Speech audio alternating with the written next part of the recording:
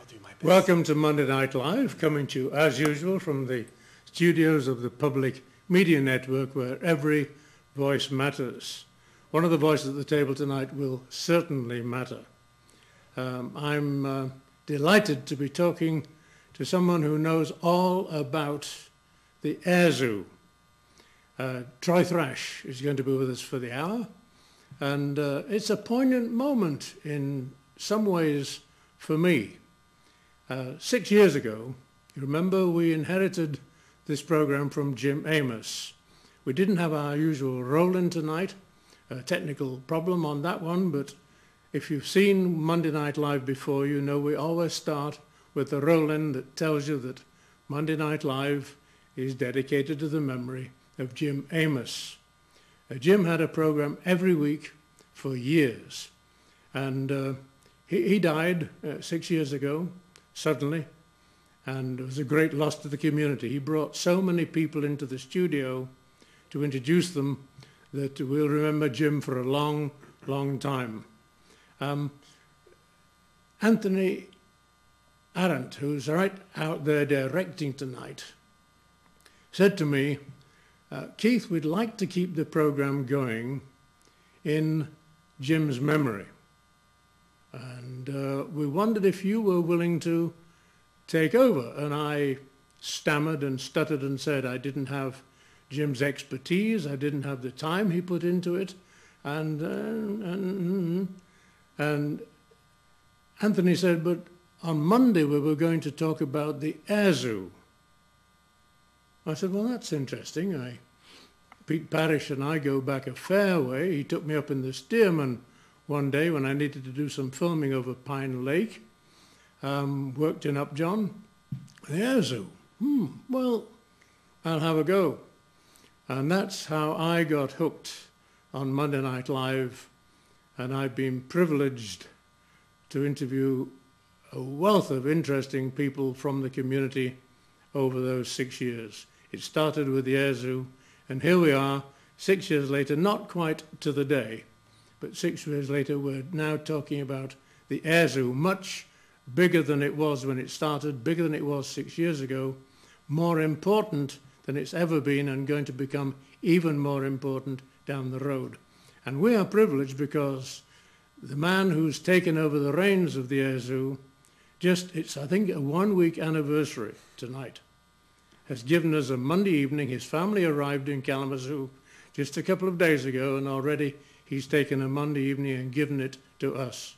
So I'm going to thank him right at the beginning, because we'll fade to black before it seems like an hour. And if we could have a broad shot, please. Now we have a broad shot.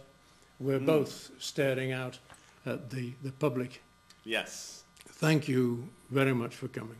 Well, thank you very much. This is really a privilege for me as well. Yes, it is my 1 week anniversary, and I couldn't think of a better way to spend it. I'm very excited about the Air Zoo, and certainly would never miss an opportunity to talk about the great things that have been happening there. And we're going to do that, but I like always to ask people at the beginning, and at some length, particularly since you're the new man in town, yes, to talk about themselves. Some people are embarrassed by that, but I think we're going to be talking a great deal about education. That's Not right. just the Air Zoo as a museum, a place you visit, but an organization dedicated to educating the public, and particularly our youngsters. That's right. Who need that kind of education. So I asked people to go way back to the beginning, tell us you weren't born in Kalamazoo, you're not from this part of the world. That's right. You're welcome. Welcome to Kalamazoo. Thank you. Go right to the beginning. I always ask people,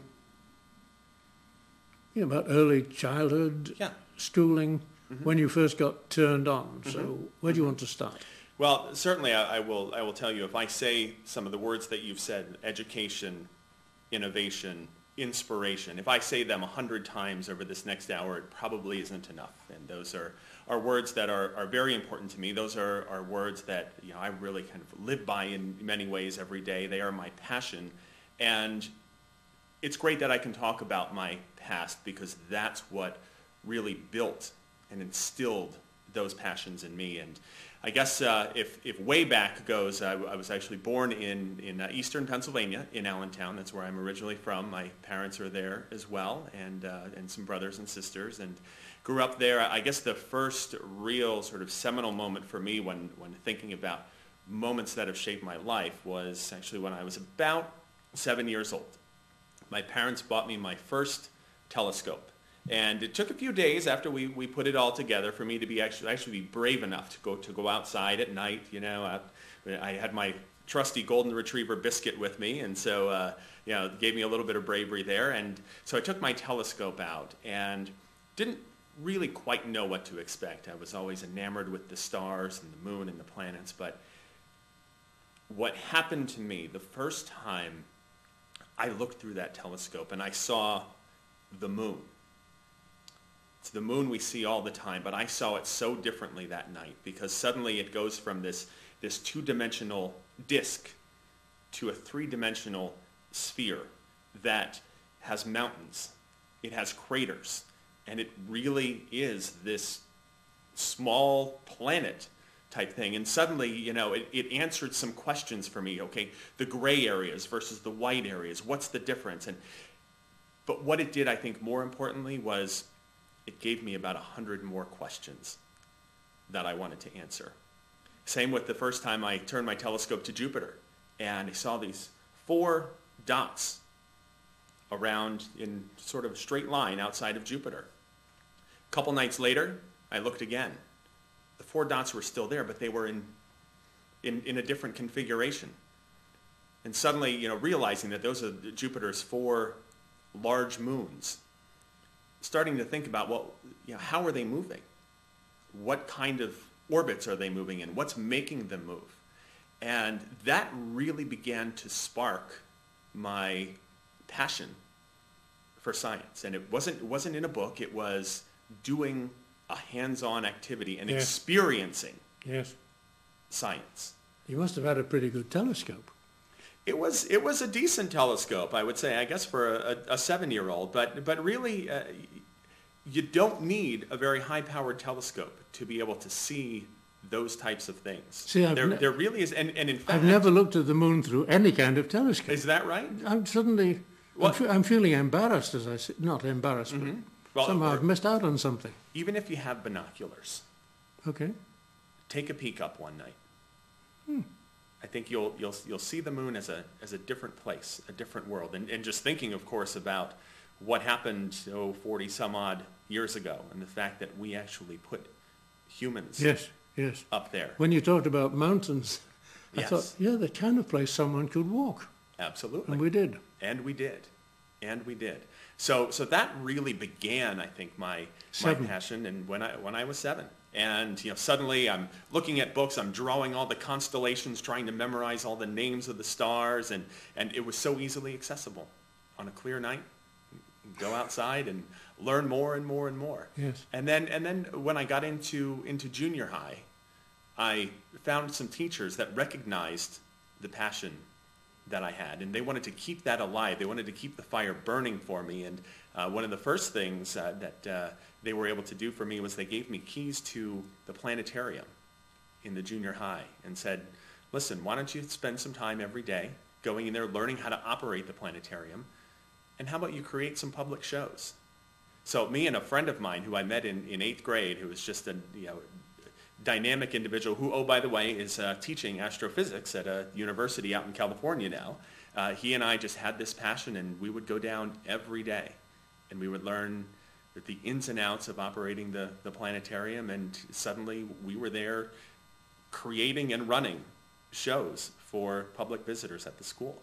And soon we got keys to the observatory, where we did have a high-powered telescope, and we were able to have observing nights where we got to be the teachers for curious people in the public who wanted to see something interesting going on in the night sky on certain nights. I'm humbled. You know, we in London, we have, I think, because I lived there now, going back a long time, one planetarium in Madame Tussauds. Mm-hmm. It's the only one in the British Isles then. Mm-hmm. Maybe there are more. But then I hear that we have one here in the museum in Kalamazoo. Absolutely, right. You had one in Junior high. We had one in a junior high. Junior in Pennsylvania. high. Yes. Yes. All these resources that this country has. Mm-hmm. I'm using it as a segue because we've got a resource in Kalamazoo. Yes. And you're in charge of it, which can turn people on. Mm-hmm. These basic things Yes. turned you on. Yes. It was the basic things, but it was also the people. That's where it really began, was the fact that I had some teachers who recognized that I had a passion for something. And they did what they needed to do, whatever they did behind the scenes in order to allow a student to have access to do this. They made that happen. And I'll tell you what, I thought that was something that everybody did. I thought that was something that all teachers would do. I thought that this was the kind of thing that all students would have access to. And it wasn't until after finishing college with a degree in astrophysics, so I sort of kept that thing going, that I went out to work. And I started to realize that while I thought I was just the norm, I was actually a really lucky exception, because I had those teachers, I had those mentors that cared enough. Yes, yes. Somebody, I think David Brooks, writes for the New York Times, wrote a book last year about schooling and turning kids on. Mm-hmm. And he said, if you want to find out whether a young person, 21, 22, 23, is going to go places, you ask him or her, did you have a favorite teacher at school? And if they can't name one favorite teacher, they're in trouble. Interesting. And he said it might only take one favorite teacher, one teacher who sees something, responds to it, and gets you going. Yes. And you sound as if you had more than one. Well, I will certainly look at the camera and say to Mr. Terry or Mr. Schaefer, if you're out there, I know you're over in eastern Pennsylvania, but thank you, because my passions are really a result of you helping to drive them. And that's absolutely true.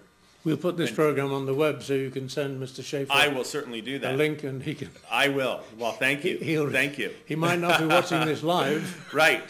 He can see it sooner or later. Well, I'll tell you though, when I first went to work after my schooling, I think I realized the hard way that people didn't quite understand what I at least thought I understood in terms of science and the importance of science and the benefits that it brings to the community.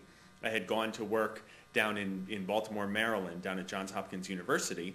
I was working on the NASA's Hubble Space Telescope project. And I had gotten there just a little over a year after it had launched, and it was found to have needed glasses. That's right. As you know. And Which I thought was fantastic, actually. Yes.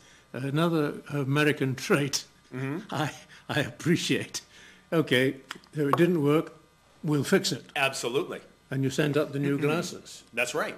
That's right. Was it a millimeter centimeter thing, a millimeter inch thing or something they ground? It was ground incorrectly. The mirror itself, it was just a slightly concave mirror, and at the very edges of the mirror going all the way around, it wasn't quite ground at the right angle. So in those areas, the light, instead of being focused in the telescope to be able to see a clear image like we would see, the light from the outer edge was more diffuse, and suddenly all you could see was a blurry image, and which really wasn't any better than you can see with any ground telescope down here. So yes. Embarrassing. Yeah, well, and it was, and also was a bit difficult to explain. I had, having a passion for teaching the public, when I started working there, I went out to schools and liked to talk to kids. This is Johns Hopkins. This was down in Baltimore, yes. And I would talk to anybody that I could about the Hubble Space Telescope and about space exploration and its importance to the future, the present and future of humanity. And I got so many people who were saying, well, wait, we just wasted $2 billion when we could have used that to clothe the poor, feed the hungry, Build a few motorways. Why? Yes, yes. And I didn't know.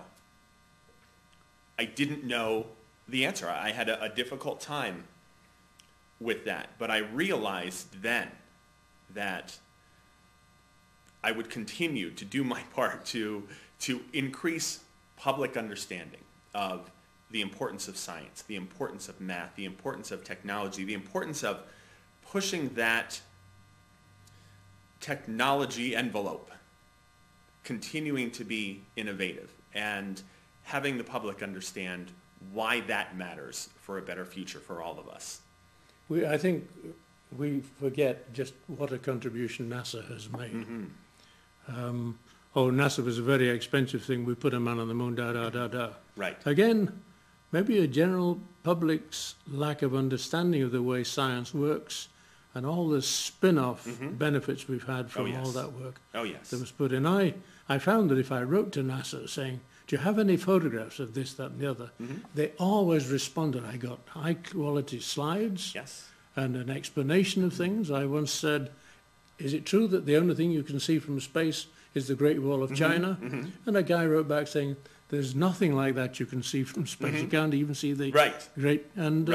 And on the Hubble repair, they sent me a slide showing it being fixed. I thought, that's America, you know, it didn't work, we'll fix it. We learned something. Oh, but you're absolutely right about the spin-offs when you think about just the technology that we have been able to develop from NASA technology. Something, I mean, you think about NASA, you think about space exploration, but you don't think about things like a new heart pump called the DeBakey heart pump that was actually created from shuttle engine technology. You know, when you think about the weather, you're watching the weather report tonight, and you know you don't realize that because of the space program, we are able to predict the weather much farther out than we ever have before. We're able to see, because of the satellites we have up there, much larger scale weather patterns than we've ever been able to see before. When you think about things like disaster relief, you think about like Katrina and those types of things. That has all been made better, more effective because of our space assets. And it is pretty remarkable when you really get down, even like things like precision agriculture. I mean, farmers using GPS now to know exactly when and where they need to be producing particular crops. It's pretty amazing. It is. So John Hopkins, then you moved on? Yes, then I moved on, and I went into a very interesting company as a satellite analysis software company. And I went for my first interview there. This is sort of an aside, but I figured this would be an important detail. So I went for my first interview there, and the young lady who was the human resource manager there, she started by just doing that little interview thing and just giving me all of the paperwork and all of that. And I'm happy to say that now she has just moved here to Kalamazoo because we ended up getting married about 15 years ago. And so that's where I met my wife, actually, at this it's a company called Analytical Graphics. But they make software for companies that launch rockets, that operate satellites, that really allow these companies to see where their satellites are at all times and what they can see and really understand the sort of technical aspects of their orbits and things like that. And I went there as a programmer, a computer programmer. I was there for about 5 or 6 months, and I kind of realized that I just wasn't cut out to be a programmer. Sitting there writing code. I mean, it's what programmers do is absolutely amazing. Don't get me wrong, but for me, I need to be out. I need to be talking to people. And so one day on a trip to Albuquerque, I went to train some people out there on the software. I wrote a paper called Technical Marketing at Analytical Graphics. It was just, I was thinking we could really market our product a different way to really get people to understand more the value of it. So I wrote this long paper, and I got back and I gave it to the CEO of the company, and he read it, and a couple days later he said, go down to marketing. Try to figure this thing out. So it was a really exciting time for me. I felt really empowered, and again was able to start pushing that educational piece of it as well. And so that was a really great experience for me. Have you ever been out of work? Have I ever been out of work? It doesn't sound like it. No. I've always been. I'll tell you. Even throughout the jobs that I've had, I've been involved in so many other organizations as well that we can get to that are all around science, technology, engineering, and math. And there are things like the Civil Air Patrol that I think many people are familiar with. I was a captain on their advanced technologies team. I was actually helping to develop a new aerial imaging system for the Civil Air Patrol. Mm-hmm. I was working with another group called the Federation of Galaxy Explorers, which is sort of like a Girl Scouts, Cub Scouts with a space theme. Mm-hmm. And that's a really exciting program that happens over on the East Coast as well. One of my favorites, I'll tell you, is First Robotics. It's an international robotics competition. It was started by Dean Kamen. He's the inventor of the Segway. And there are thousands of elementary schools, middle schools, and high schools that compete in these robotics competitions across the country and around the world.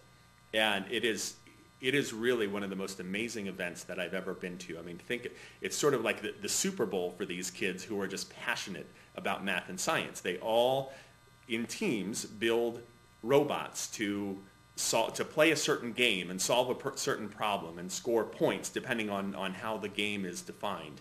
And I have been an MC for these robotics competitions now for about 5 years. And I apologize, I should have worn that getup tonight. I have a nice silver lab coat. I wear all sorts of crazy colors and glasses and things, but I will tell you there is nothing more powerful than a couple of experiences that I've had down at the Georgia Dome down in Atlanta, being on the floor, yelling and screaming at 25,000 kids who are so passionate about math and science, and they're working in teams, they're cheering for each other to play this game, and kids from around the world in this international competition. It is absolutely remarkable. So yeah, it's my passion, and it keeps me busy all the time. And I'll tell you, even with my 4 kids and my wife, I mean, they love this stuff as well. And I bring them along to everything because for me, it is all about experience. Enthusiasm is catching. Enthusiasm is catching. Well, again, we're back to those teachers, you know. Right. Teachers who've got enthusiasm for something and latch onto some enthusiasm that can be found in a kid. Right. Something magic happens. And you would probably say I've been blessed because throughout my life I've had role models, I've had people that let me do what I wanted to do. That's absolutely who saw right. something and said, go for it. Right. All this is all about encouraging the spark. I'm hoping that by now, people watching, parents, grandparents, will be beginning to say, hey, this science thing, Johnny, sweat the small stuff. It's not the easiest thing to tackle. Right. It's not like watercolor. And I've got to be careful what I say because I've tried watercolor and I failed. Oh, believe me, I try stick figures and fail. I'm with you on that one. Okay. But I think we should be encouraging parents and grandparents tonight that the kids are our future. Yes. And let's say it right now, because we still haven't finished with your history here, it isn't just about science. I mean, a liberal education fits very well. I remember we had a president of the university, Dieter Hennecker, and he was German. He was very well academically qualified. He was a scholar. And he sat there a few years ago, and I said, well, when you were dodging British bombs, I was dodging German bombs. So we talked a little bit about the war. And at the end of the war, of course, he found himself in an American zone. But he said, because my father, my uncles had been in the army, I was an army kid, I wasn't allowed to go to school. The Americans wouldn't let us go to school. Wow. So we had to be homeschooled. Said my father was a Greek scholar, so he taught Greek.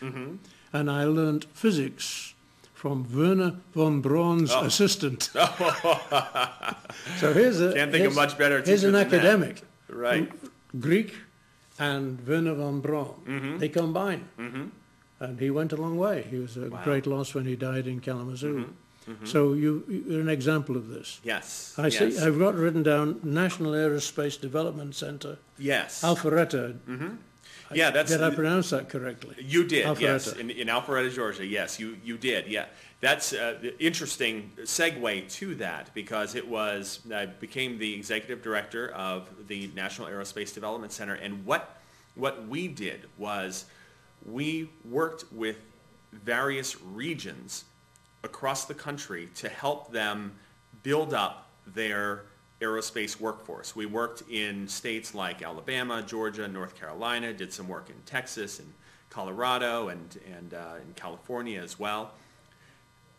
That was a real kind of eye-opener for me. And, you know, for example, in Georgia, okay, we worked in and around Warner Robins, where Robins Air Force Base is it's a huge Air Force base. It's really the big employer in the region.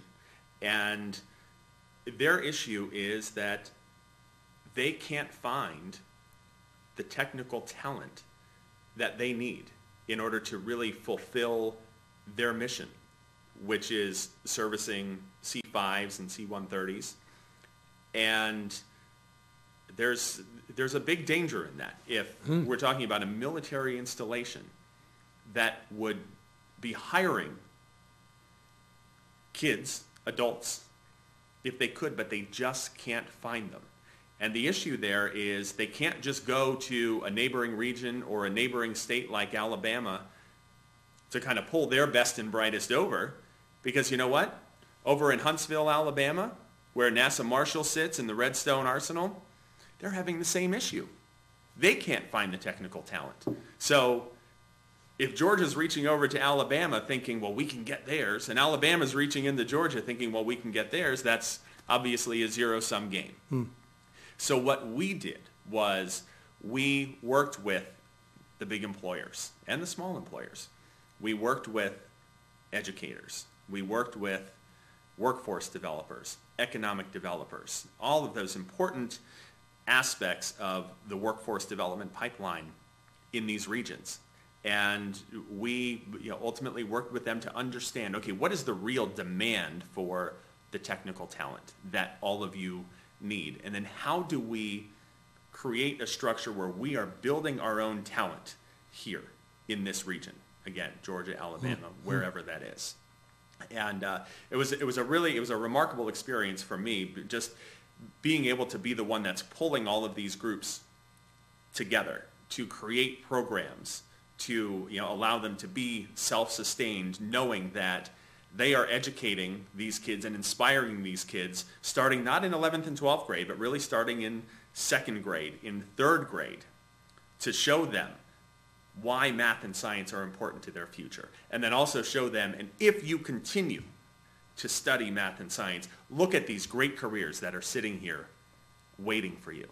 And it was a really remarkable experience. And the one thing that I found, which kind of led me to that next step, and also ultimately here, was that the most successful regions in doing this have either a science center or some sort of hands-on museum sitting somewhere in that region that are working hard to really inspire as many young children as they can.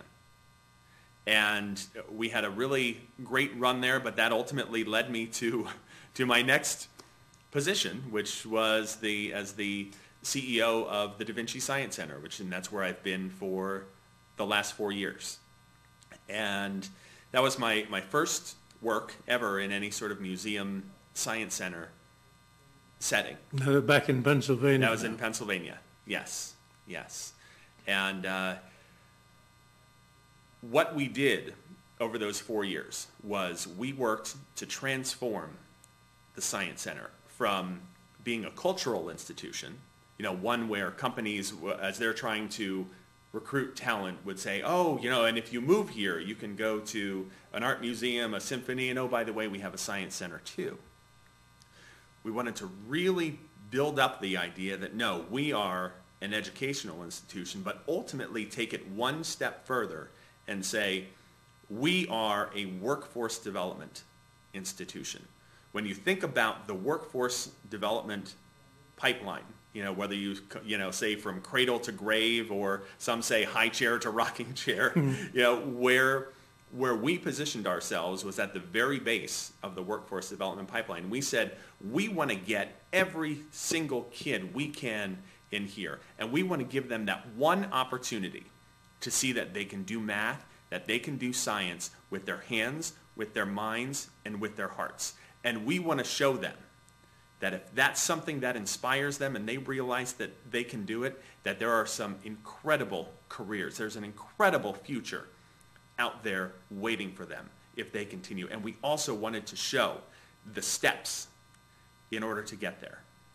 Now, you said that telescope you got, you were 7. Yes. Help me, I've only lived here 32 years, and I'm not with grades. What grade would be 7? Oh, second grade. Second grade? Yes.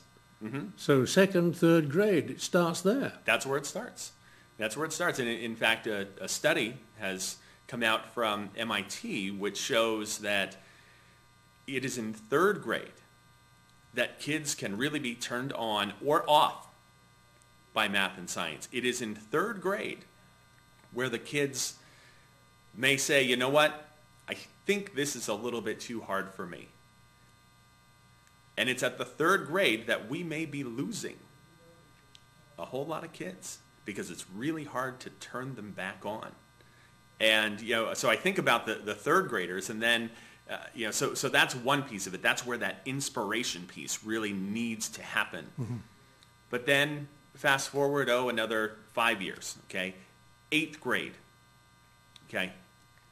When you think about the engineering field, whether it's structural engineering, civil engineering, aerospace engineering, to be an engineer, you pretty much have to take algebra in 8th grade to begin that succession that you need, okay? Algebra in 8th grade.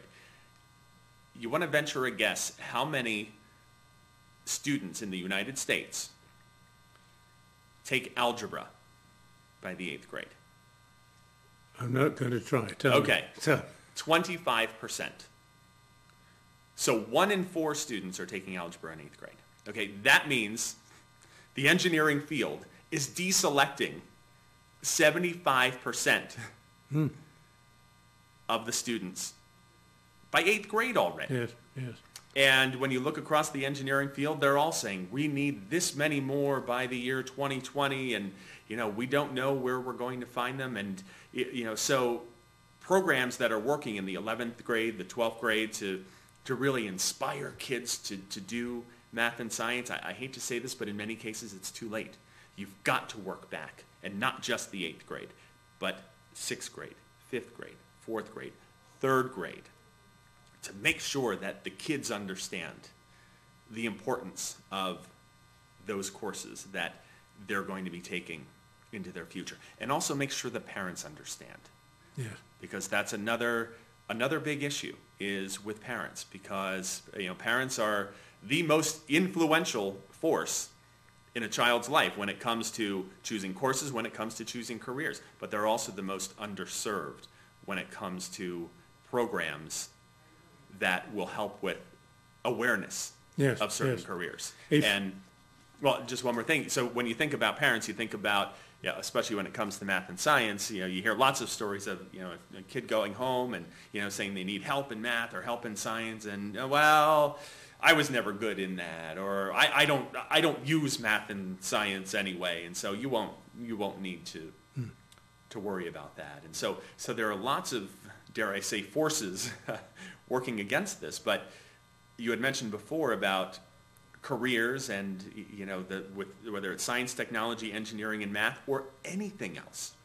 If you look at the U.S. Department of Labor and their forecast for jobs over the next decade, over the next 50 years, so many more of them than ever no matter what the type of job, are going to require some sort of technical skill Sure, with math sure. and science at Sure. its base. I hear So that it's people becoming- can't even find welders. Absolutely. And somebody Yes. said, well, yes, but welding used to be you just took a blowtorch and you fastened these two pieces of steel together. Right. Now you've got steel, molybdenum, all kinds of strange metals. You've got to be a scientist to be a welder these days. If you're going to be a carpenter, you've got to know mathematics, you've got to know Yes. algebra and all those things. Yes. We can't escape from it.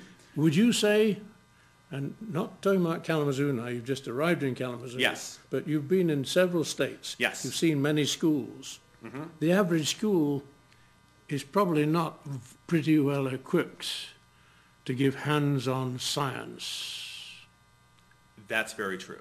That is very true. I mean, schools are, in many ways, more restricted and restrictive in terms of what they teach and how they teach based on standardized tests and such. And so they have to make certain choices about how they teach and also what they teach and how long they teach. Yes. You know, some of these kids, I hate to say, get maybe, but we used to complain when they would get 20 minutes a week in science. Now some of them, you know, in some of the schools that I've encountered, it's even less.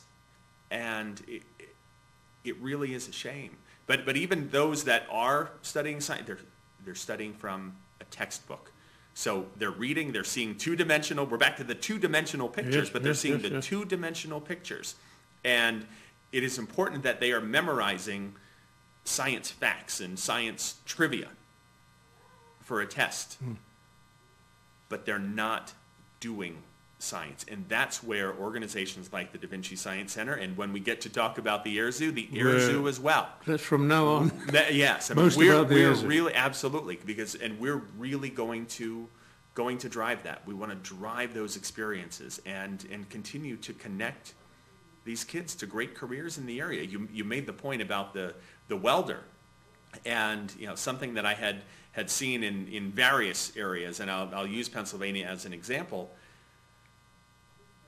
On the one side of the city, we have the Workforce Investment Board, the Career Link, and there's lines of people outside that are looking for a job. You know, the unemployment rate is pretty high, 8-9% or so, and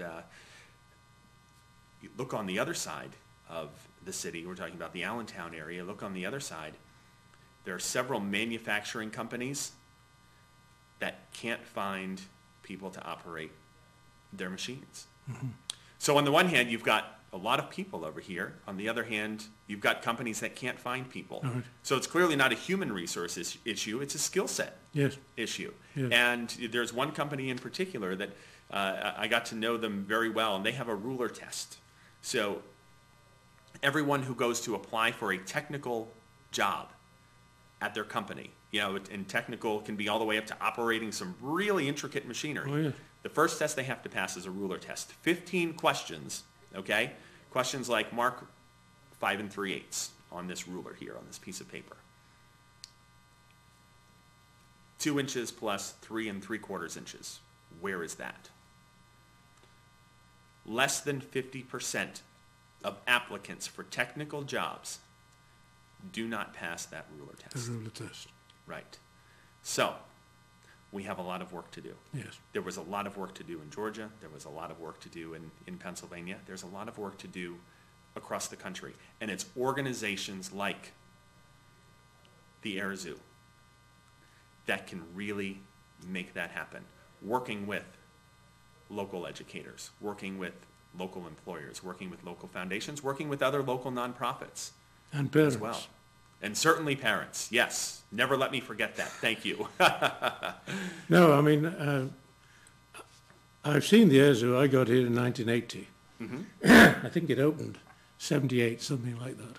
77, right. I already had, you know, a fair number of planes, an interesting place.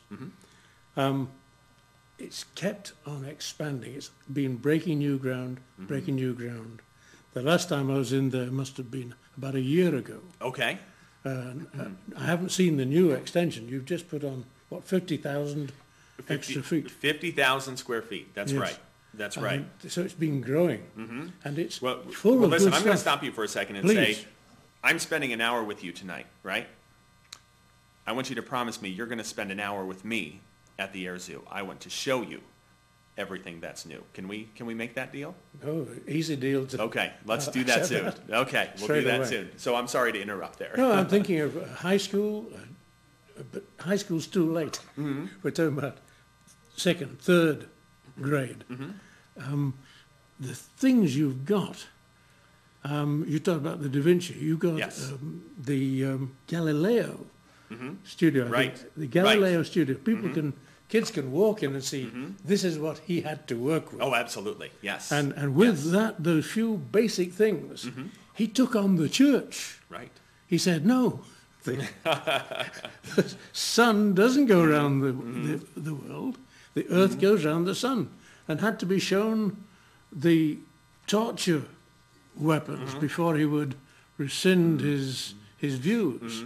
And he took the church on, the most powerful thing in the world, from that simple laboratory that he had. And you can show these people the universe. You can put kids into that place. Yes. And they can do Star Trek. They can see in 3 dimensions. Right. A world bigger than anything you can see through my little binoculars at home. And this is an exciting resource. This must have been what got you to Kalamazoo. Absolutely. I'll tell you, I am humbled by the idea that I am here being able to help this organization grow based on the incredible foundation that has been built up over the last 35 years. This organization started as an opportunity for people to fly in vintage aircraft and grew organically yet amazingly from there into what it is today. And I will tell you, I was hooked as soon as I walked onto that exhibit floor for the first time. And the reason I was because as I pretty much do with everything I do, I was imagining that walk through my children's eyes. And it was only a couple months later that I was able to bring my children out. And that cemented the deal. As soon as they walk, I mean, you walk in and you see World War II aircraft on your left.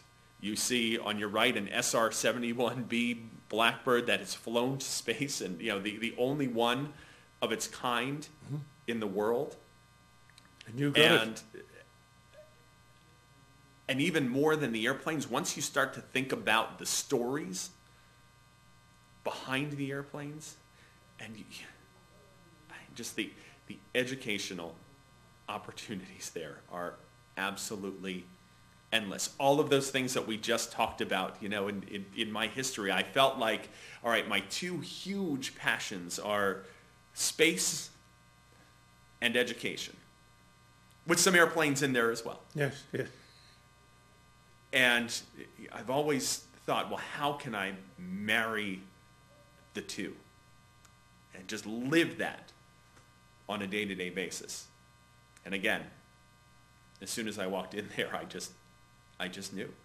I knew. And what Bob Ellis, the outgoing president and CEO, and the board and the staff and the incredible volunteers as well, what they have created. Said you had 200 volunteers down there? Mm-hmm. Do you need volunteers, by the way, still? We always need volunteers. What kind of people are you looking for as volunteers? And we'll talk again about children, Yes. but you want some adults involved Right, as well. right. What kind of people would I look for? It's the P word, passionate. I want people who can get excited about an opportunity to inspire a child, to inspire an adult as well, through some incredible stories that those assets that are sitting in that air zoo hold. And one of the assets was Bob. Yes. I looked, by the way, thank Daniel Nichols, because after we talked last week, she sent me a whole bunch of information and you've got some good things happening. Oh, yes. And I see that the Michigan Aviation Hall of Fame is enshrining Bob Ellis. That's right. I mean, for his work, he started at the Air Zoo, I think, as an engineer. He was an aircraft mechanic by trade, yes. And ended up as president and CEO. Right. He saw a lot of this development. In Daniel's material, found out why it's called the Air Zoo. It had a wildcat, a helicat, a bearcat, and a flying tiger. Right. So, the Air Zoo. It all makes sense, doesn't it? The plane's there. But Bob saw it develop. And his honouring puts the place on the map as well. And aren't they having isn't the induction ceremony going to be at the Air Zoo? Yes, the induction ceremony will be at the Air Zoo. And in fact, if you visit the Air Zoo, you can see all of the inductees and their portraits as well in the Michigan Aviation Hall of Fame. And so, but we're very excited. It'll be this May, will be the induction, and it's my first one, so I'm certainly very excited about that, and I'm sure will be another humbling experience. I mean, we're going to be inducting some incredible individuals, and again, what they have done in their lifetime, you know, whether it's Bob Ellis and, you know, with the incredible, not only the incredible vision that man has had, but the ability to make that vision a reality. And again, you know, I invite anyone out there to come and walk through the clouds for the first time, and they will understand what I'm talking about. Yes. Right. But other inductees also include pilots who have flown in wars, and, you know, to have done what they have done, to have given, you know, put their life on the line for their country, you know, through aviation is just, again, it's a humbling experience, and I'm so thrilled that we can honor them. I'm so thrilled that we can bring that here to Kalamazoo. And again, it's another piece that I really want to use to inspire that next generation. Yes.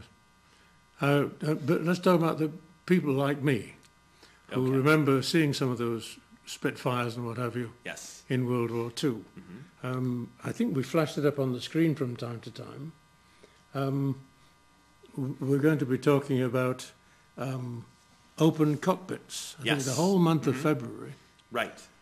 Weekends they'll be able to climb it, people like me, if I've got enough agility. That's right. And I'm not 250 pounds. I think there's a weight limit. Yes. There wasn't a weight limit in World War II. Nobody weighed 250 pounds then. But people can actually climb into the Stearman and two other planes. There are three planes. Yes, we have three World War II era aircraft, absolutely. And if they go in the week, they can climb into one or another. Yes, we have one open each day during the week, and then 3 on weekends for the entire month of February. And there is nothing like getting into one of these aircraft, knowing that it's been flown in the war, and sitting there. I mean, you are in that aircraft. I mean, there are the controls, and you can actually use the controls to turn the rudder and things like that. But again, you know, outside of just the physical piece that is the aircraft, I mean, you can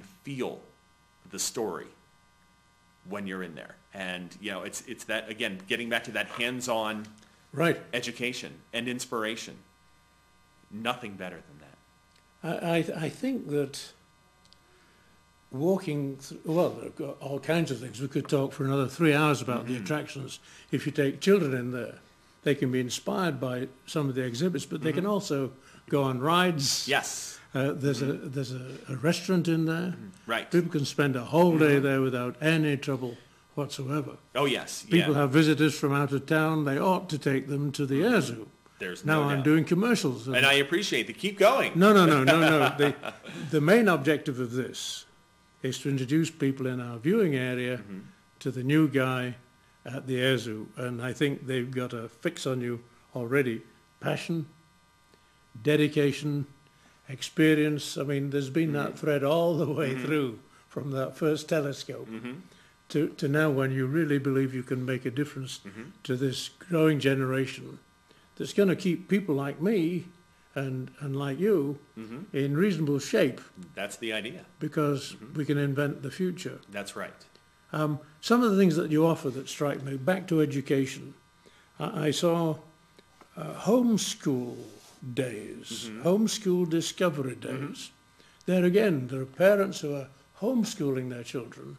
They don't have all the equipment at home. But you obviously, any homeschoolers watching should call the AirZoo, go online, www.airzoo.org, Right. and talk to people, because obviously you're reaching out to homeschooled children and homeschooling parents and say, come, we've got all kinds of things. Oh, yes. Yes. That can put 3 dimensions Right. into your science. Right. You're right. We talked about the exhibits, the 50-plus aircraft that people can see, they can read about, and in some cases they can even get in. We talked about the rides, which are an educational experience themselves. When you just think about whether it's a Ferris wheel, a balloon ride, whatever that might be. There's a parachute drop. Yes, a little People can paratrooper drop for the kids. Yes. And but those are all educational experiences as well. But then when you start to talk about the programming, that's where we really ratchet it up a notch a little bit. And whether it's homeschools, whether it's we do overnight camps, we do scout camps as well, all sorts of things. And even when the kids come on field trips, we try to do particular activities with them. So it's not just about the exhibit floor experience, but it's also about that idea of doing some hands-on work, giving these kids the chance, again, through an aviation and space theme, to do real math and to do real science. Girls. I Yes. saw you've got boys' academies and girls' academies. I know the WASPs, they call them, the women, Yes. the WASPs. The You've got Women a Air Force whole Service pilots. exhibit there dedicated to those women who ferried planes around Yes. in World War II. And girls, I mean, more girls are going to university than boys now, and more are graduating than boys. So you are saying we're going to treat the girls, they're serious, we'll challenge them, they'll be way beyond the ruler test. Oh, absolutely. And you've got Right. girls' academies, you've got Yes. summer camps, you've got spring camps. That's right. Yeah, we have a spring break camp as well, very popular. Yeah, summer camps, doing all sorts of, again, different hands-on educational opportunities throughout the summer. And, and in some cases, we're going to be able to take some of these kids on some flights as well, which we're so very excited about. I mean, that's ultimately kind of the culmination sort of event. But again, that's what we're all about. And we served last year about 120,000 people. And we can certainly celebrate that, but we can also look and say, yeah, you know what I'm going to say, because we can talk about how we have people coming from all over the world to visit the AirZoo. But my big problem is we also have some kids that are maybe just a couple miles down the road that don't have access yet to the AirZoo. And for me, I will stress that I don't want to rest until we give every single kid in our area the chance to be there, the chance to have that experience, the chance to see that they can really do it. Oh, yeah. Because if we don't, so many of these kids, so many talented kids in math and science are going to slip through the cracks, and they're going to find other things to do.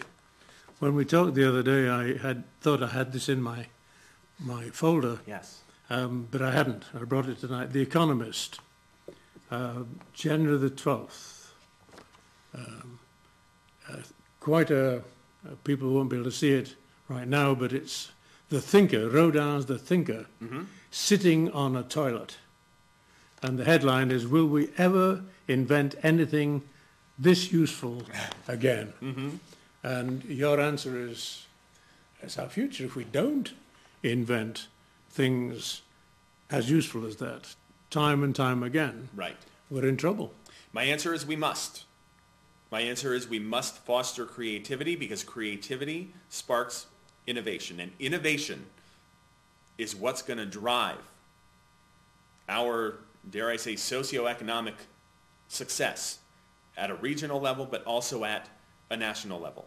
And you go to Washington, you hear that word all the time, that innovation word, and but then when you really start to break that down, you say, okay, well, we need that skilled workforce, we need those talented kids in order to be able to do that.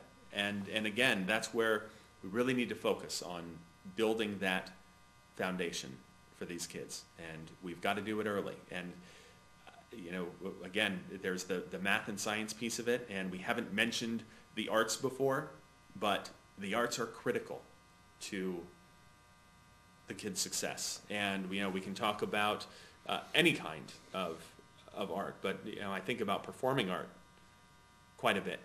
And you've come to the right place for that as well. Oh, absolutely. I'll tell you. Your daughter is interested in those things. Yes, my daughter. I actually have served on the board of the Pennsylvania Youth Theater for the last couple of years. My daughter has been in 4 different musicals there, and she is excited to become a part of that area here as well.